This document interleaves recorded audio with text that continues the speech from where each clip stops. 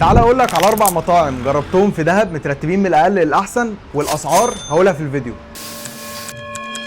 واول مطعم هو سيتي برجر، وهتلاقيه في وسط الممشى بتاع دهب، وبالتحديد قريب من ماركت غزال. واللي عجبني فعلا في المطعم ده انه بيقدم اكتر من فرايتي في نفس الوقت، زي الباستا والبيتزا والبرجر، ورغم كل ده كان محافظ على جوده اغلبه. فلو رايح انت وشله صحابك كل واحد هياكل اللي يريحه. وانا جربت من هناك البيتزا تشيكن رانش حجم الكبير، كان ثمنها 250 جنيه، وصاحبي جاب بيكن تشيز برجر وده كان ثمنه 180 جنيه. بالنسبه للبيتزا كانت حلوه جدا وطعم كل حاجه كان واضح. ولو هقول بس ملحوظه صغيره ان العجينه كانت محتاجه ترفع سيك، وبالنسبه للبرجر كان مخدوم كويس جدا وما فيهوش اي مشاكل. تاني مطعم معانا هو كيتشن اكسبريس، وهتلاقيه في الشارع اللي بيوديك على الممشى، شارع غرقان كميه مطاعم كتير كده.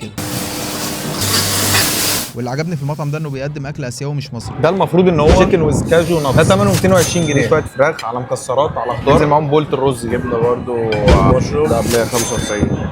وعجبني انهم ظابطين التسكيره بتاعته، عاملينه مش مسكر قوي يعني. وميكس الفراخ مع المكسرات الصراحه كان بالنسبه لي تجربه جديده. وعجبني كمان ان دايما لما باكل اكل اسيوي احس اني باكل 2 كيلو بهارات كده مره واحده، فهناك كانت البهارات اخفف وكل حاجه طعمها كان واضح. تالت مطعم معانا هو شريمو، وهسيب لك صحابي يقولوا رايهم. تحفه يا جدعان، بس هي الصوص صايص شويه. ده شريمب باستا، كاليماري وفلي جمبري وفلفل الوان ومكرونه اكيد وصوص. طعمها حلو، بس زي ما بقى خيال برضه حاسس الصوص مش ماسك نفسه كده، مش تقيل. ممكن تكون هي بتعمل كده، معرفش الصراحه. رابع واكتر مطعم مميز معانا من حيث التجربه هو مطعم اسانو، وهو من الواضح انه بيقدم المطبخ الايطالي في الشوارع المصريه.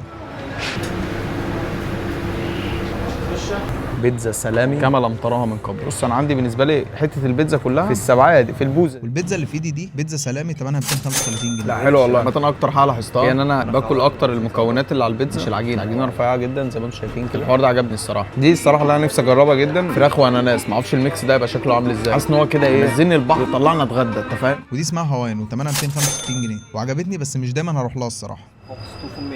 ولو عجبك الفيديو ما تنساش تدعمني بلايك واشتراك عشان تشوف محتوى اكتر بالشكل ده.